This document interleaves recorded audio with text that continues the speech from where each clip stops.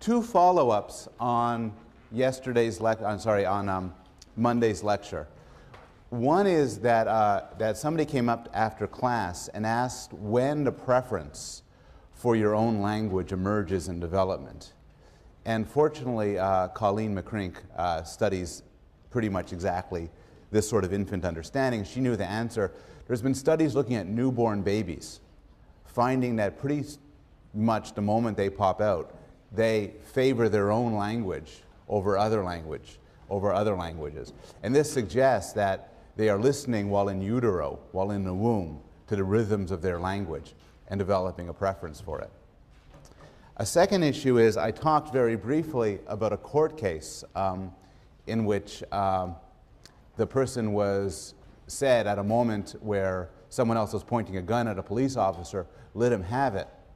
And a police officer was killed, and that person was charged with murder. But I admitted I didn't actually know how things turned out, and Greg Lown was kind enough to do extensive research. Well, he went to Wikipedia and find out the answer. The answer is he was tried and found guilty for murder. He was then subsequently pardoned. In fact, he was pardoned in 1988, which is really nice, except he was executed in 1957. But they did make it into a movie. So, it's a movie. Okay, so what I want to do today for the first part of the lecture is continue the language lecture and then move to perception, attention, and memory. And what we had spoken about was we first talked about universals of language, then moved to some detail about the different aspects of language, including phonology, morphology, and syntax. We discussed the ways in which language does the amazing things it does, including the fact that languages use arbitrary signs or sounds to convey concepts, and that languages exploit a combinatorial system, including recursion, to put together these symbols into a virtually limitless set of meaningful sentences. We then talked about development and made some remarks about the developmental time course, talking about the emergence of language from babies to where babies are really good at learning language to you, who are not, whose brains have atrophied, whose language capacities are dead. Final issue is to shift to animals. Now that we know something about language, we could then ask, do animals possess the same sort of language, and if not, can they learn it? Now, there is absolutely no doubt at all that non-human animals possess communication systems. This has been known forever, and is not a matter of controversy. And if you want to use the term language to mean communication, then the answer is obviously yes. Dogs and bees and monkeys have language.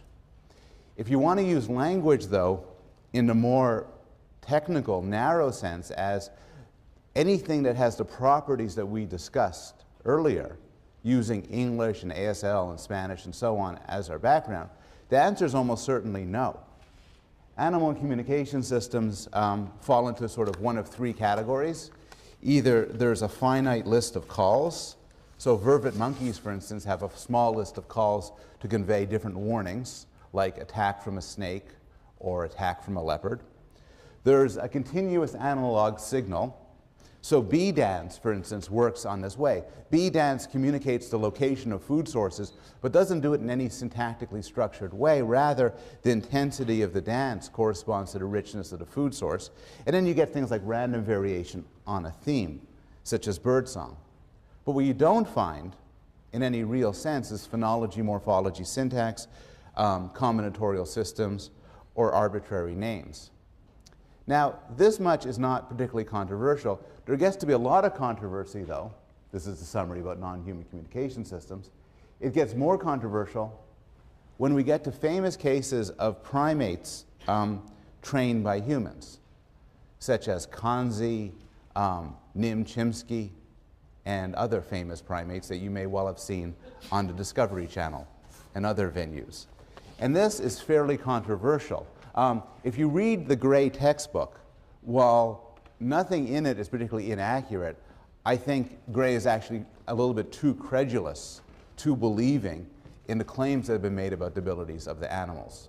So many scientists argue, for instance, that animals like kanzi, even if they can be said to be learning words at all, learn very few of them.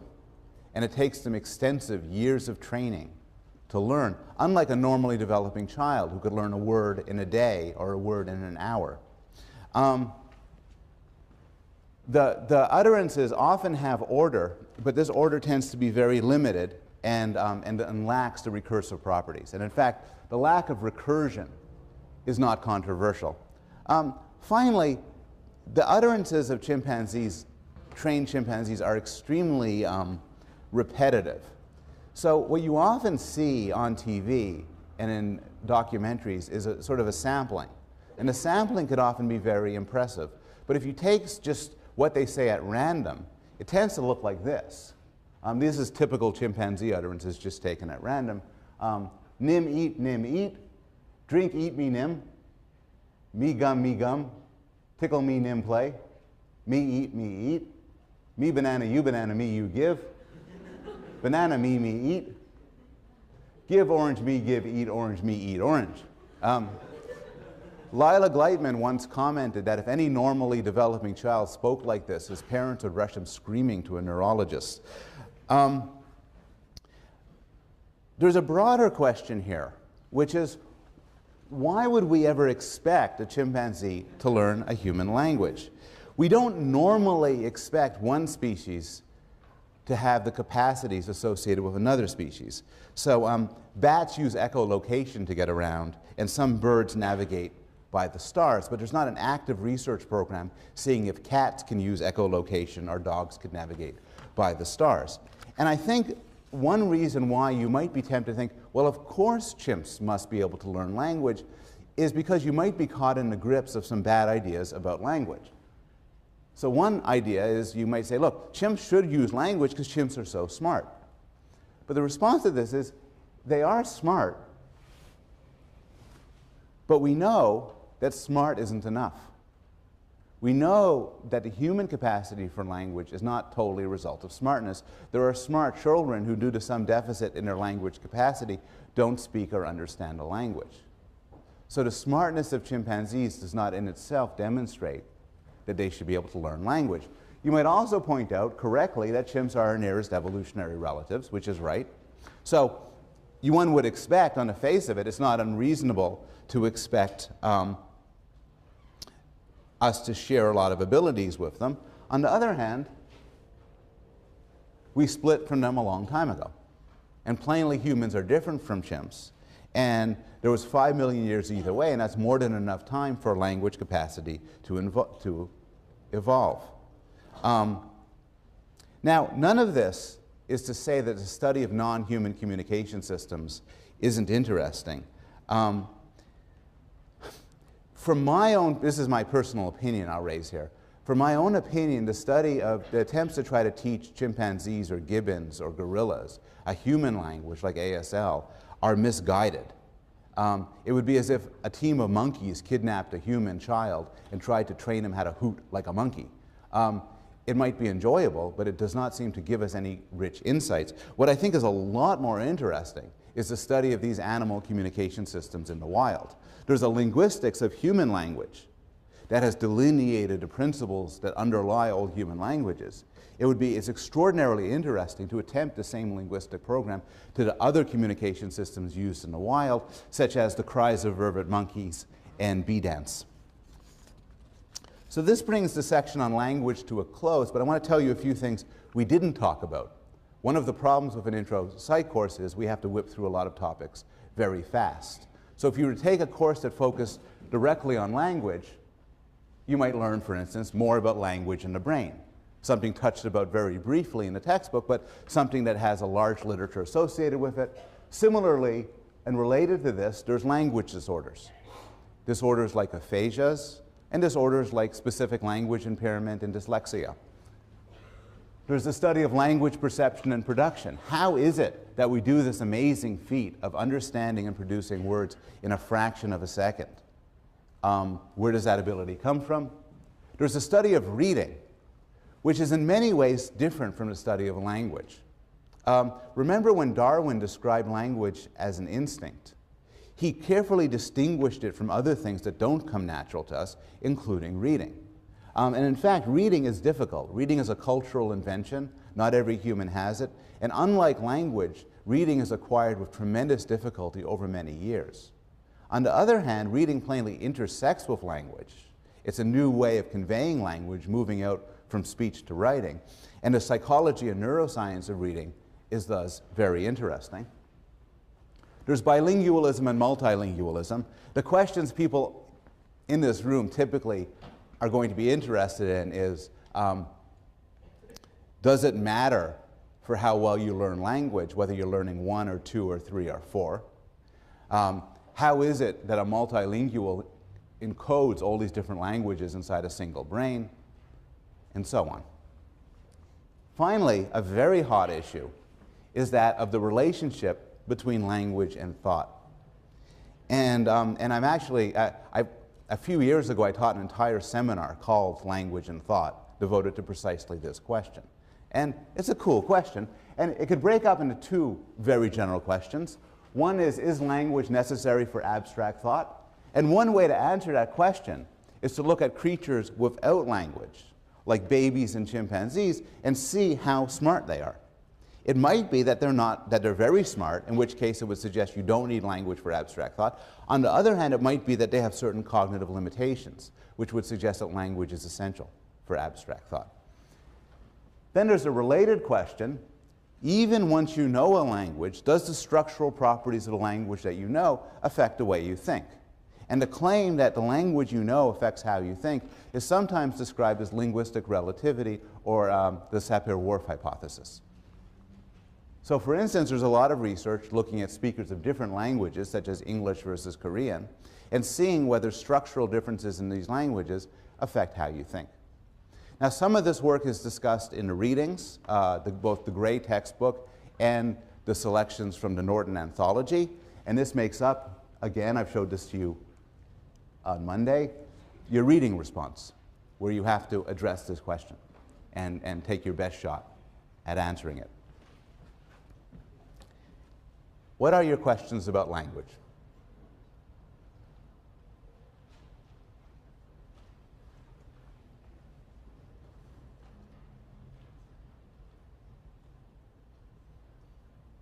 Yes?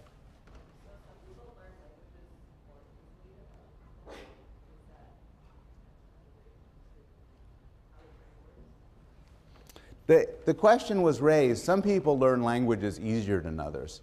And how do we explain this? And the answer is, you could ask the question both with regard to first language learning. So some children learn language very quickly, some are very slow. And also with regard to second language learning. Some of you are breezing through your second language requirement here at Yale, others are struggling and miserable. And there's considerable variation. There's the story of Einstein, who was very slow to learn language and didn't speak at all until he was 4. And in fact, he said his first words when all of a sudden he was having supper with his parents, and he put down the spoon and he said, "The soup is too hot." And his parents stared at him astonished and said, "You've never spoken before." And he said, "Well, up to now, everything's been fine." It's not a true story. The question of why and where these differences come from, nobody really knows. And it's surprisingly hard. There's a slight advantage for being female. Girls are slightly more advanced in language than boys, but it's not a big one. And you need like 100 people to just see it statistically. There's a big genetic factor. If your parents learned language quickly and learn other languages quickly, you're more likely to.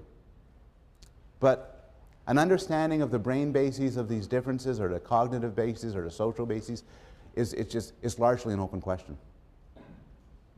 Yes? Yeah? What happens when parents speak 2 different languages to a child? This is actually more the norm around the world than the situation in the United States, where kids are exposed to a single language. What happens is children learn both languages. Children are very good as adults are, of distinguishing different languages on the basis of their sound system and their rhythms. So they don't typically confuse them, and then they just learn more than one language. And that's actually more the average state of affairs around the world.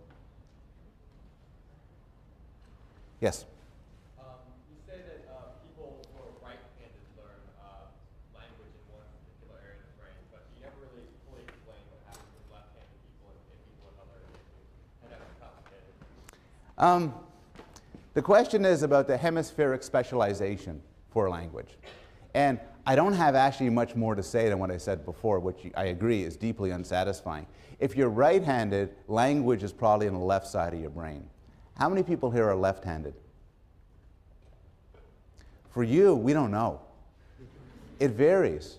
Some of you have it on the left side, some of you have it on the right side. For some of you, it's kind of diffuse. Now, why is this? And in fact, why are some people right-handed and others left-handed in the first place? Those are really good questions. Yes? Two languages at once in early childhood would mean that you learn each language to detract from learning one language really well? Yes. I'll answer that question. Unfortunately, this is going to be the last one, and then I'll go to vision. The question is, does learning more than one language cause you to learn them slower than just learning one language? And it would stand to reason that it would. There's a finite amount of mental resources. If I'm just learning English, I use all of it for English. If I'm learning English and Spanish, I kind of got a split, and you'd expect them to be each learned slower. It's one of the surprises of the study of language development that common sense view does not appear to be true. Children learning more than one language seem to show no deficit relative in each of their languages relative to a child learning just one language. In other words, if I'm just learning English and I'm a kid, and you're learning English and Spanish and you're a kid, you'll reach the milestones in English the same time I will. Your extra learning of Spanish doesn't seem to affect you. There doesn't need to be any detriment for learning multiple languages. Another question which comes up is there any cognitive deficit? In other words, some people have argued that learning multiple languages sometimes harms children in certain ways. This is a claim that's been made in Quebec, for instance, over the debate over how children should be taught English and French. It does not appear to be the case. There appears to be, as far as we know, no downside to learning many languages when you're young. Does that answer your question?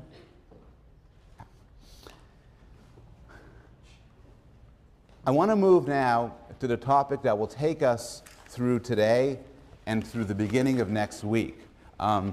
Perception, attention, and memory. And I'm putting them together instead of treating them as separate lectures because there's a sense in which they're the same story. You see a scene, you see this scene, and you're looking at it, and you're perceiving it. It's coming through your eyes, and you're interpreting it. You see something. You see a man, you see a house. If you were to shut your eyes, you could still hold that scene in memory. And a week later, if I'm to ask you about that, like what season was it, you would do pretty well. This is the story I want to talk about, how we do this. And in the course of this, I want to make a series of claims that go something like this. For perception, I want to first persuade you the problem of perception is hard. And that successful perception involves educated and unconscious guesses about the world. For attention, I want to suggest that we attend to some things and not others, and we miss a surprising amount of what happens in the world. For memory, there are many types of memory. The key to memory is organization and understanding, and you can't trust some of your memories. How many of you remember where you were at 9/11? Many of you are wrong. And I am never going to persuade you of this, because you have certain memories, and you could tell the story. Everybody could tell the story, where they were when the towers went down. But clever psychologists on September 12th said, let's do a study. And they asked people, where were you yesterday when you heard the news? And they told them. And then they went back to them later, a year later, 2 years later, and said, tell me about what happened September 11th. And everybody said, I remember totally where I was. I have a very, and often the story was wrong.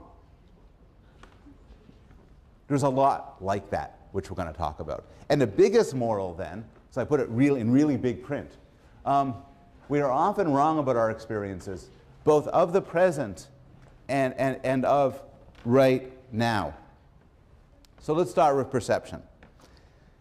There's a story, I went to graduate school at MIT, and there was a story there about Marvin Minsky, who's the AI guru.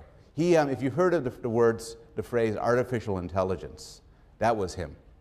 And if you heard the claim that people are nothing more than machines made of meat, also him. Well, there's a story where he was doing work on robotics, and he was interested in building a robot that could do all sorts of cool things. That's like a robot. And the story goes, the robot had to, had to see the world. It had to be able to pick up things and recognize people and see chairs and navigate its way. And Minsky said, that's a tough problem. It's going to take a graduate student a whole summer to figure it out. And he assigned it to a graduate student for a summer project. Visual psychologists, perception psychologists love that story because the study of computer vision and robotics vision and the attempts to make machines that can identify and recognize objects has been a profound failure. There is, at this point, no machine on Earth that could recognize people and objects and things at the level of, you know, a really dumb one-year-old. And the reason why is that it's a much harder problem than anybody could have expected. Well, what makes it such a hard problem? Well, one reason why you might think it's an easy problem is you say, okay, we have to figure out the problem of how people see. Well, here's what we do. You're over there, and here's your eye, and somehow it has to get to this television monitor, and then you look at it, and that'll solve the problem of how you see. So sometimes people say, hey, I hear the eye flips things upside down. I guess this guy's going to have to get used to looking at things upside down. That's an interesting problem. No, that's not the way to look at it, because that doesn't answer any questions. That just pushes the question back. Fine, how does he see? We're not answering anything. Similarly, although the Terminator's view of the world may correspond to that, that doesn't solve any problem about how he actually sees. So he has all these numbers shooting out there. Well, he has to read the numbers. He has to see this. This is my iTunes. That's inadvertent. Here's the right way to think about perception. You got the eye, which is very ugly and bloody, and then around here you have the retina. And the retina is a bunch of nerve cells. And the nerve cells fire. That's for some stimulus and not others. And from this array of firings, firing, not firing, firing, not firing, you have to figure out what the world is. So a better view is like this. The firings of the neurons could be viewed as an array of numbers. You have to figure out how to get from the numbers to objects and people, and to actions and events. And that's the problem. It's made particularly a difficult problem because the retina is a two-dimensional surface. And you have to infer a 3D world from a two-dimensional surface, and this is, from a mathematical point of view, impossible. And what this means is that for any two-dimensional image, there's an indefinite number of three-dimensional images that correspond to it. So for instance, suppose you have this on your retina,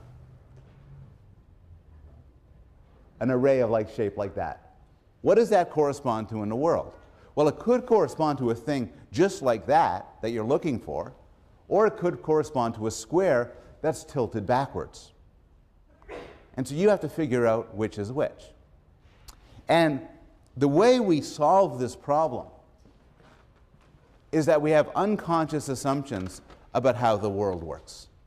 Our minds contain certain assumptions about how things should be that enable us to make educated guesses from the two-dimensional array onto the three-dimensional world. And I purposefully did not make the slides available for this class ahead of time because I don't want people to cheat. But there are several points where you could look at the slides and confirm that some of the things I'm going to tell you are actually true. And I want to give you 3 examples. One is color. And I'm going to conflate here color and brightness. The other is objects, the other is depth. First, the problem of color. How do you tell a lump of coal from a snowball? Well, that's a lump of coal, and that's a snowball. It's from Google Images. How do you know which is which? Well, the lump of coal you say is black, and the snowball is white. How do you know? Well, maybe you have on your retina responds to sort of color that hits it. It's oversimplified, but let's assume that this is true. So this is black coming out, and that's white, and that's how you tell. But in fact, that can't be right. It can't be right because objects' color is not merely a matter of what material they're made of, but of the amount of light that hits it. So as I walk across the stage, I fall into shadow and light. And none of you screams out, "Professor Bloom is changing colors." Rather, you automatically factor out the change in illumination as this is happening. And this could actually be quite striking. So you see this display over here. Take a look at those 2 blocks. I take it you see this one as lighter than that one. You do. You might imagine this is because this strip is lighter than this. But it isn't. They're the same.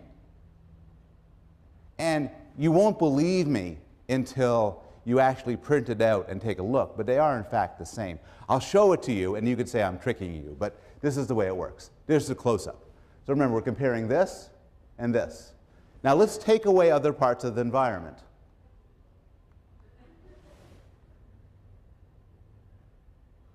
And you'll see they're the same. Now you say, but hold it, this can't be the same as this. But the answer is, goes like this. We know shadows make surfaces darker. We don't know this like, hey, here's something I know. Rather, we know this in that it's wired up in our brains. So when we see a surface in shadow, we automatically assume that it's lighter than it looks, and we see it as lighter. And you could show this by removing the hues to the shadow. You see it as it really is. And this is an illustration of how the information to your eyes is just one bit of information. The degree of light coming from a single source is one bit of information that you use to calculate certain assumptions and come to a conclusion. Here's a different kind of example, objects. You see this, and you automatically and intuitively segment it into different objects. You segment it into a man and a house and birds and trees. How do you do this? It turns out to program a computer to segment a scene into different objects is hugely difficult. And the question of how we do it is, to some extent, unknown. But one answer to this question is, there are certain cues in the environment that are signals that you're dealing with different objects. And these cues are often described as Gestalt principles. So one example is proximity. When you see things that are close to each other, you're more likely than not to assume that they belong to the same thing. There's similarity. That display could correspond to an indefinite number of objects, but you naturally tend to see it as 2. You do one with one texture pattern, the other with the other texture pattern. Closure. The fact that this is a closed square here suggests it's a single object. Good continuation. If you had to judge, this could just as well be 2 shapes, one that runs from A to C, the other one that runs from D to B, but you don't tend to see it that way. Rather, you tend to see it as one that runs from A to B, the other one that runs from C to D. Common movement. If things move together, they're a single object. And good form. You see the object over there. In the absence of any other information, you might be tempted to say that's a single thing. A plus sign, maybe. This, because it has lousy form, you're more tempted to say it's two things, one thing lying on top of each other. And these are the sort of cues, expectations. None of them are right. There's cases where they could all fool you. But these are useful cues that guide our parsing of the world, our segmenting of the world into distinct objects. Here they are summarized. And here's a case where they fool you. So you might think, if you're suggestible, that there's a triangle here. And this is a case where there's certain cues driving you to think that there's a triangle here. There is, however, no triangle here. If you cover up these little Pac-Men here, the triangle goes away. Similarly, there is no square in the middle. There is no square. It's very matrix. And these are illusions because these are cues that there should be a square there, the regularity of form.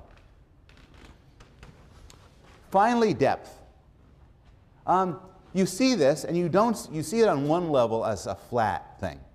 Another level, you look inside the picture, and you see, for instance, that the man is in front of the house.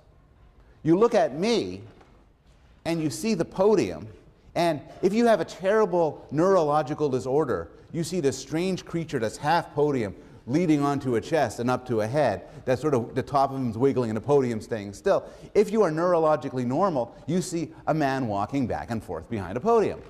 How do you do that?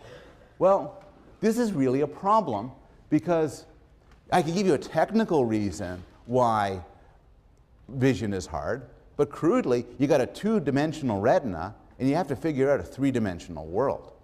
How do you do it? And the answer, once again, is assumptions or cues. There's certain assumptions the visual system makes that aren't always right.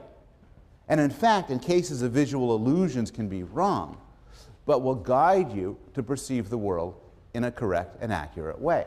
So for example, there's binocular disparity. This is actually a sort of interesting one. This is the only depth cue that involves two eyes. If I look at you pretty close, the image I get here and the image I get here are somewhat different. Or I have to focus my eyes together to get the same image. If I look at you and back, they're almost identical. Because the further away, given the two eyes that are static, the closer the images look. And it's not, again, that you say to yourself, oh, back there in orange, it's the same image in my right eye and my left eye, he must be far away. Rather, unconsciously and automatically, you make estimations on how far people are in depth based on binocular disparity. There's interposition. How do you know I'm in front of the podium and the podium's not in front of me? No. How do you know the podium's in front of me? Well, from where I'm standing, it's right. How do you know the podium is in front of me? Well, because, you know, I'm walking here and then it cuts into me. And unless I'm going through a grotesque metamorphosis, what's happening is it makes sense to say I'm moving behind the podium. Interposition. You take the guy, how do you know the guy's standing in front of the house? Well, because you see all of him and he's blocking a lot of the house. There's relative size. How far away am I? Well, if you looked at me and you had to estimate how far away I am, part of the way you'll figure that out is you know how tall a human's supposed to be. If you thought that I was 50 feet tall, you would assume I'm further away than I am. And so your judgments on size dictate your judgments about distance. Usually this cue isn't necessary, but you know, if you look at the Empire State Building, if you go into a field and you see a tower and you look, your judgment of how far away the tower is going to be depends on your knowledge of how tall a tower should be. If it's like this tall, you say, oh, it must be, and then you'd be surprised. There's texture gradient, which I'll explain in a second, and linear perspective, which I'll also explain in a second. Texture gradient goes like this. Remember the problem we had before. How do you know if that thing is this object tilted backwards or an object in and of itself? Well, the answer is things with textures will show themselves because the textures will get smaller from a distance. Now, logically, this could still be a single thing standing upright with just dots going up smaller. But the natural assumption is the reason why the dots recede in this regular fashion is because it's receding in depth. Classic illusion, the Mueller-Lawyer illusion. People will see this as longer than this. It's not. If you don't believe me, print it out and measure it. Related to the Ponzo illusion, once again, people see this one as, you get illusions named after you when you discover these. This one as longer than this. Again, it's not. What's going on here? Well, the top line looks longer, even though it isn't. And one explanation for why is these other lines in the scene cause your visual system to make guesses about distance. And then you correct for distance by making assumptions about size. If you have two lines, you get a bit more detail in a second, but if you have two lines and they take up the same amount of space on your retina, but you believe that one is 100 feet away and the other is 50 feet away, the one that's 100 feet away you will see as bigger because your brain will say, well, if it takes up just this much space, but it's further away, it must be bigger than something that's closer and takes up that much space. And that's what goes on here. For the top line, for the Mueller-Lawyer illusion, we assume that this is further away and this is closer based on the cues to distance. And the cues factored in. And because we assume that this is further away, we assume it must be bigger to take up the same space as this, which is closer. Similarly for the Ponzo illusion. There's linear perspective. Parallel lines tend to recede in distance. If this top one is further away than this, but they take up the same size in your eye, this one must be bigger, and you see it as bigger. And the book offers more details on how these illusions work. I'm going to end with an illusion that I'm not even going to bother explaining. I'll just show it to you because you should be able to, based on thinking about these other illusions, figure it out. It was developed by Roger Shepard. Oh, you know that. And they're called Shepard tables. And the thing about it is these look like two tables. If you ask people, you don't frame in terms of here's a lecture on visual perception, you ask people, which of these tables would be easier to get through a door if you have a thin door? People would say the one on the left. This one looks sort of thicker and harder to get through. This one looks longer and leaner. In fact, they're the same size. What I mean by that is that this triangle is exactly the same as this triangle. Now, I'm going to prove it to you by showing you something which took me on the computer, which took me about 7 hours to do, and nobody's going to believe it because I could have faked it. But if you want, print it out and do it yourself. You just take a piece of paper, put it on here, then you move it. And it's the same. I showed it to somebody and they called me a liar. Anyway, you could do it yourself in the privacy of your own home or study. But what I'd really like you to do after you do it is say, okay, fine, why does this one look longer and thinner than this one? And the answer is the same answer that will explain the Mueller-Lawyer illusion, a Ponzo illusion, having to do with cues to depth and the way your mind corrects the perception of depth. And that's all I have to say at this point about perception. I want to move now to attention and memory. And I want to treat attention and memory together. We are fascinated with memory, and in particular, it's particularly interesting when memory goes wrong. It's particularly fascinating what happens in cases of amnesia. So, for example, I need like a volunteer who's like willing to do a little bit of acting, very little bit, incredibly little bit. Really, excellent. Okay. So you just stay there. So pretend you have amnesia. Okay. What's your name? I don't know. Perfect. I'm really glad you said that. That's the wrong answer. Because you don't have total amnesia, you still remember English. Okay, it's very clever. Okay, okay. So you couldn't have lost all your memories. You have English. You. So we'll do you. What's your name? Ah, he looks puzzled, but he still maintains bowel and bladder control. So he hasn't forgotten everything. Now, I always lose the third volunteer in that demo. So what is that? Memory is a hugely broad concept.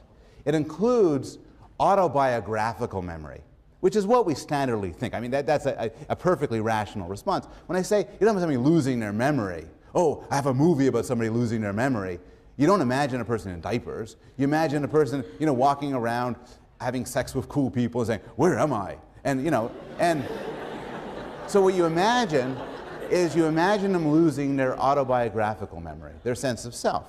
But of course, knowing English is part of your memory.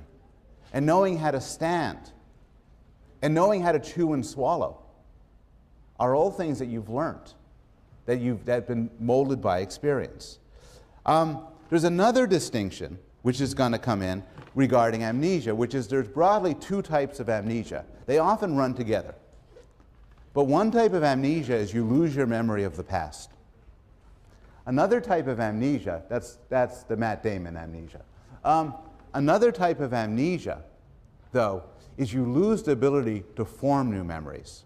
And here's a film of a man who had exactly this problem. He was a world-renowned choir director, and he suffered viral encephalitis, which led to brain damage, which destroyed most of his temporal lobes, his hippocampus, and a lot of his left frontal lobe. It could have been worse. I mean, in that he retains the ability to talk. He's not intellectually impaired. He just can't form new memories. And so he lives in this perpetual now where just nothing affects him. And he feels, this does not always happen. There's more than one of these cases. And it doesn't always happen like this. But he feels continually reborn at every moment. And we'll return to this and then ask what's going on here. But there's a few themes here.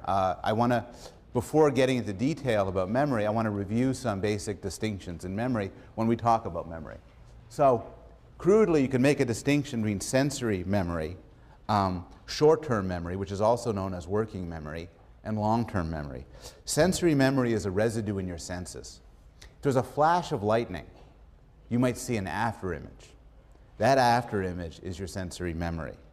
There's somewhat of a longer echoic memory for sounds. So as somebody's talking to you, even if you're not paying attention, you'll store a few seconds of what they're saying, which is sometimes when somebody's talking to you and you're not listening to them. And they say, you're not listening to me. You can say, no, you were talking about, and pick up the last couple of seconds from echoic memory. There's short-term memory. Anybody remember what I just said? If you did, that short-term memory spans for a few minutes. And then there's long-term memory. Anybody know who Elvis is? Do you know your name? Do you know where you live? Your long-term memory store that you walk around with and you're not going to lose right away. When we think about amnesia in the movie sense, we think of a certain loss of long-term memory associated with autobiographical personal events.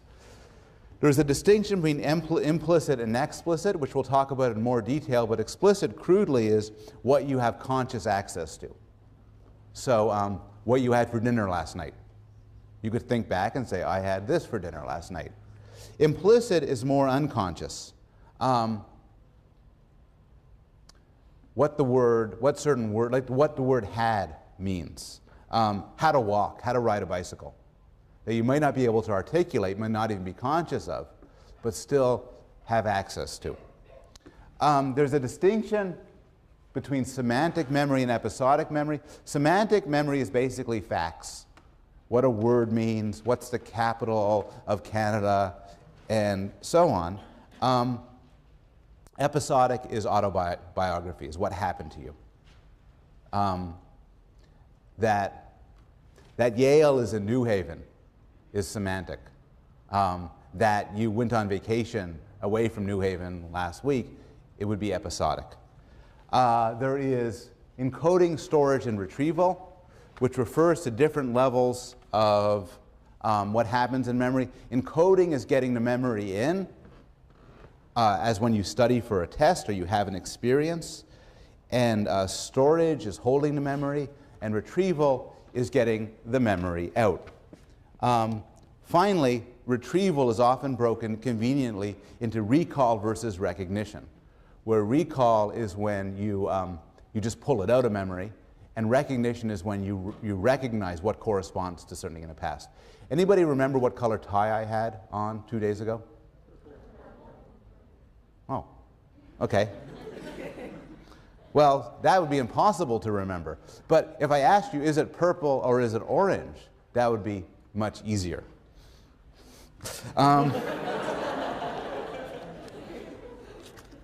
Now, you could break up crudely the memory into stages. So you start with sensory memory. It's just the stuff that comes in, leading to short-term memory, leading to long-term memory. And this stage theory is something which we'll discuss in more detail. But this leads us to the issue of attention. How do you get memory from your sensations, from what you're hearing? I'm speaking to you and you're hearing me. How does it ever get in to the other systems? What decides what's remembered and what's not? There's all sorts of things happening to you now. The seat of your chair is pressing against your butt. You don't think, oh, I want to remember this forever. The seat's pressing against my butt. You know, your neighbor is exuding a certain sort of smell. You're thinking about something, your eyes fall. Not everything gets in memory. You'd go mad if you tried to remember everything. You can't. So what determines what gets into memory? Well, one answer is attention does. And attention could be crudely viewed as a flashlight, a spotlight on experience that willingly zooms in on something and makes it memorable.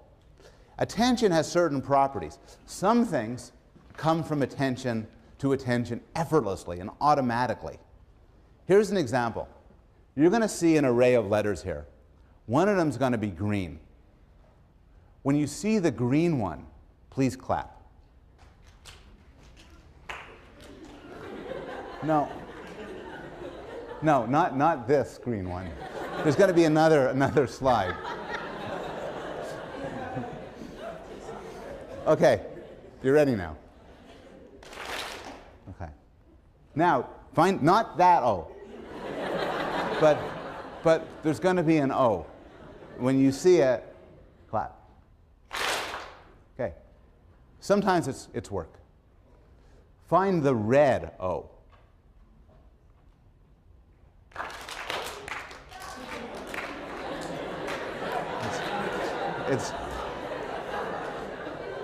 It's harder.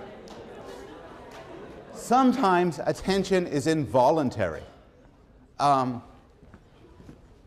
need a volunteer, and all I want to do is I want to show you colors on the screen, and I'd like you to name the colors as they come out. You up for this? Oh. The first one's easy. You have to just go down the colors. Anybody? Okay. Red, green, blue, black, green, blue, red, blue, black, red. Excellent.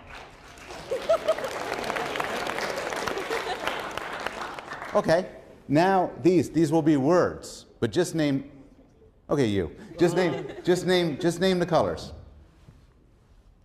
Green, red, blue, red, green, black, red, blue. Perfect. Now we'll go back to you. Same deal, words. Red, blue, green. No. Don't. I know you can read the colors. Okay, blue, green, red, green, black, green, blue, black, red. Blue, black, red, black. Very good, actually. That's known as the Stroop effect.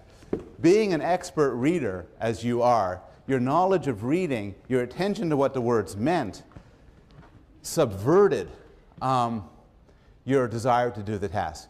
You couldn't make that go away even if you wanted to.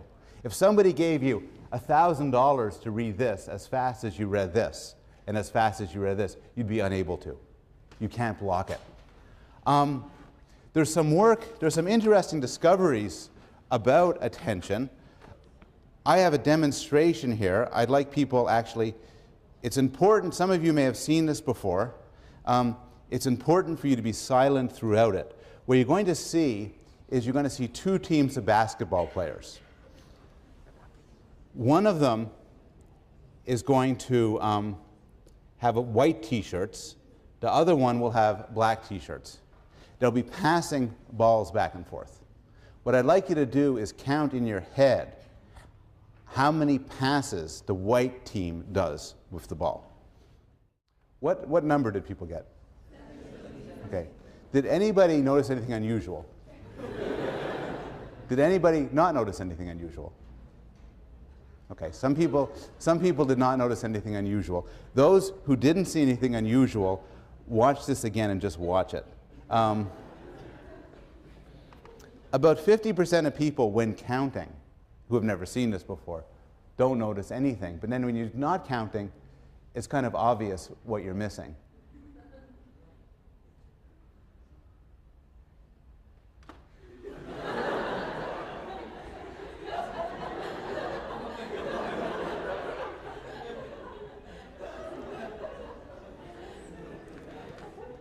And this is one demonstration among many of the fact that when you're attending to something, you have a very small window of attention and you lose the focus on other things.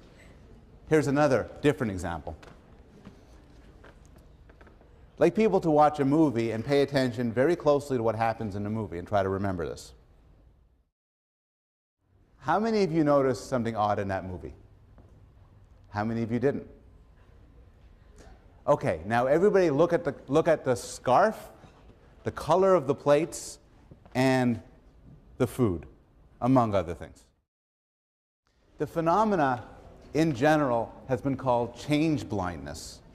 And what it is we tend to be, when there's a focus of attention, focused in a certain way, we tend to be oblivious to other things that go on in the environment. Often, it is in fact quite difficult when there's a change in scene to notice what changes and what stays the same. So in this final demo, there's just going to be two pictures flicking. Could you clap when you see what's different between the two pictures?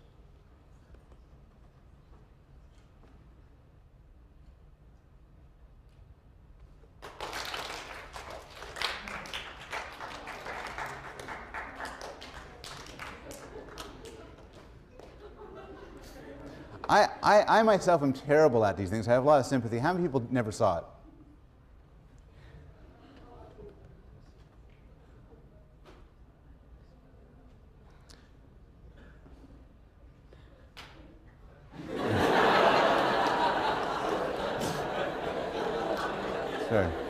It's very impressive. One more time with a different one.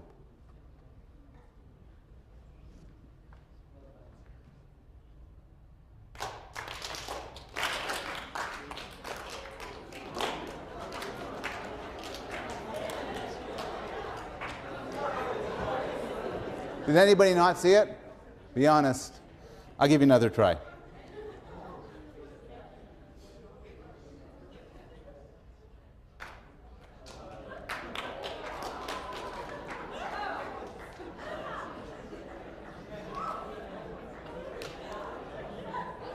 Okay, I'll put you out of your misery.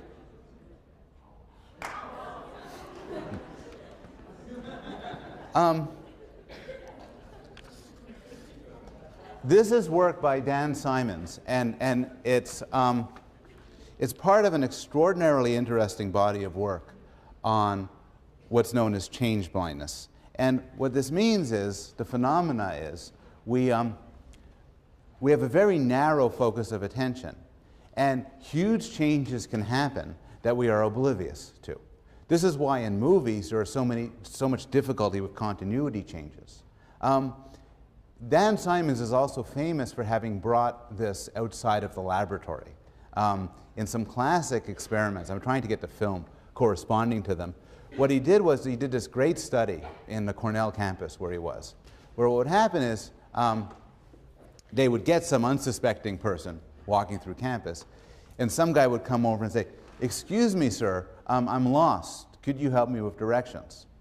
And have a map. And then the person would say, "Sure." And then there'd be two construction workers holding a door. And these guys would kind of rudely bump between these two characters. And then the experimenter would get switched with another guy. So now when these two guys walk away, the subject is standing there with an entirely different person. What's interesting is nobody notices. They notice if the person changes sexes. Didn't you used to be a woman? You know, and they notice if the experimenter changes races. But most other changes they're oblivious to. There's another experiment, I think Brian Scholl did this one, but it may have been Dan Simons, where what happens is subject comes into the lab, they say, you know, you got to do an experiment with us. You need to sign the human subject form. Hands in the form. Experimenter, the subject signs the form. Experimenter takes the form, says, "Thank you, I'll put it down here." Goes down here, and then a different person pops up. People don't notice. And there's a certain level in which we're oblivious to changes. What's weird is we don't think we are. We think we see the world as it is. And we don't notice that when we're attending to something, everything else gets blanked out. And so about 50% of people who have never seen this demo before, the gorilla demo, they don't notice the gorilla. And you couldn't imagine anything more obvious. The gorilla study was actually done a very long time ago. And it was originally done in a different way. But I'll show it to you just because this is the original study. And now that you all know what to expect, oh, not that one. Oops. Hey, Jill, did you hear about the Nope. parade? That parade. It's going to be on Saturday. It's going to be here? Yes. That's actually, if you looked at that quickly, it's a current Yale professor. Oh, I'm never going to get my DVD back. Anyway, I'll show you the other demo on next week. I will. Any questions about attention and memory at this point? Yeah? Why is it that people, like, once you know how to read, you look at a word and you cannot not read it? Yeah. Why does it work that way? Why do things that become very practiced become automatic and involuntary? It's a good question. I don't know. We know that they do. We know that once you, that you can't not read once you know how to read. You also can't not listen. You know, if I'm talking to you and I'm extremely boring, but I'm talking to you, it's very hard not to listen. You can't shut off your ears. You can put your fingers in them, but you can't shut off your ears. You also can't shut your eyes without actually shutting them. You can't say, "This is a disgusting movie. I'm not going to attend to it." So that's not answering your question. It's just saying that your observation is a right one and a more general one. When you're good at something and you're over-practiced, it becomes involuntary and you cannot stop it. Okay, well, oh, one more in back. Yes? Well, no, sorry, over there. Yeah. Did he remember things before his accident? Yes. He had some amnesia of events before his accident, but he did remember things, like he knew his name and he knew other things about his life. Okay, I'll see you next week.